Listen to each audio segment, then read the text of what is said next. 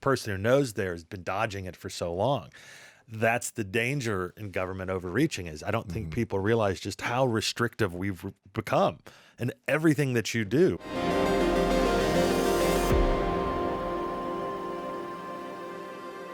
I don't think people realize especially I was talking to my dad the other day about something about the number of childhood vaccinations you need before 18. And he was like, there's like 3. What's the big deal? I'm like, there's 50. And it's saying there's the required, there's recommended, it's the CDC schedule, and there's stuff on there like dengue fever. And we were arguing about that the other day. And the question is, there's a difference between 6 and 50.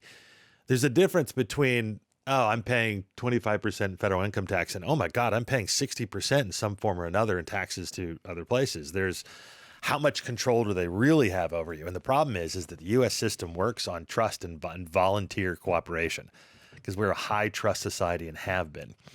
As we split and begin to move into more, not just regional, but ethnic questions, we have these huge blue and red divides, which is still one of the silliest things we ever said was blue and red. That trust goes away. The government's forced to be harder because people are cheating. Have the Bloods and the Crips actually taken over the political system? No. I would say different blue and red. Yeah, different blue and red. I think. Yeah, less in fairness. No, but it's interesting because when you hear about Irish democracy or the Greeks, the idea that they can squeeze taxes out of their people is considered a joke. It's called Irish democracy. Basically, everything's under the table. You can make whatever plans you want. It's like living in Chicago. I don't know anyone in Chicago who has their cars in Illinois. It's Indiana, Florida. So they're just ignoring it. So when you're the idiot that comes and parks in the wrong spot, you get a $200 ticket in Chicago, but the person who knows there has been dodging it for so long.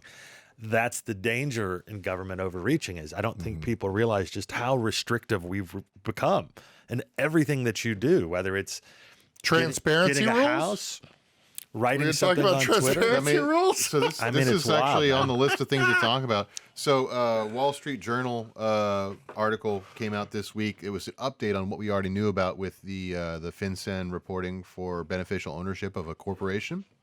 The new guidance, I guess, from FinCEN is that, yes, we all suspected this was going to be true, but they confirmed it. Yes, we will be responding to any law enforcement request to show beneficial ownership and bear personal data. So they're flat out. So yeah, I mean that's the problem. That's hard to argue against that because we know people that are using all the holding companies, and I mean it's the whole point of shell corporations, right? It's to hide money, play around, do things you shouldn't do. Isn't that the whole point of it? No. Well, it's certainly what I get from watching television. As I'm trying to share this with somebody who literally just ruined the whole show, I want him to see that we're actually working.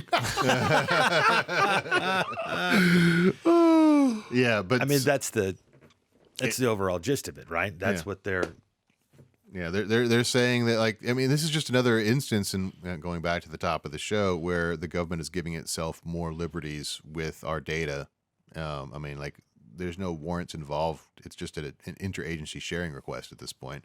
And because FinCEN isn't, law enforcement technically, it's Treasury Department, there's no like constitutional separation of powers issues with bearing that information. And then they just share it to somebody else. And if there were, they just fence it through the Homeland Security anyway.